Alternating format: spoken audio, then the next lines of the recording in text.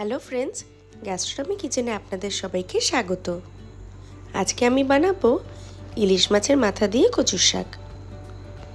তো চলুন বন্ধুরা, ঝটপট রেসিপিটি দেখে নিন। প্রথমে কড়াইয়ে সর্ষের তেল গরম করে তার মধ্যে তেজপাতা, সাদা জিরে আর শুকনো লঙ্কা দিয়ে কিছুক্ষণ নাড়িয়ে চাড়িয়ে তার মধ্যে সেদ্ধ করা কচুর শাকগুলো দিয়ে কিছুক্ষণ আবার নাড়াবো।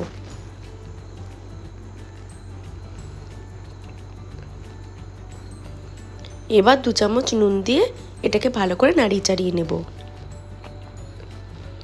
কচুর শাক রান্না করতে গেলে অনেকক্ষণ সময় দিয়ে এটাকে নাড়িয়ে চাড়িয়ে রান্না করতে হয়, তাহলে স্বাদটি ভালো আসে।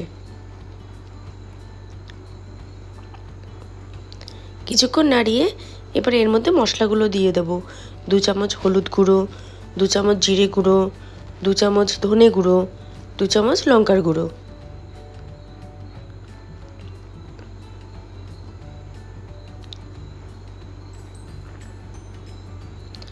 কেটে রাখা লঙ্কাগুলো দিয়ে দেব।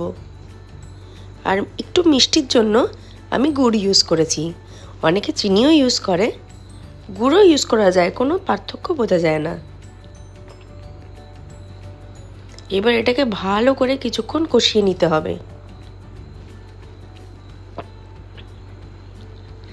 এবার কালারটা অনেকটা চেঞ্জ হয়ে এসছে।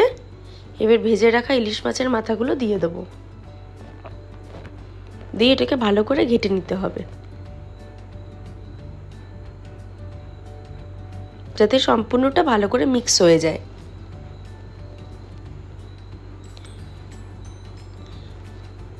মোটামুটি আমাদের কচুর শাক রেডি হয়ে গেছে।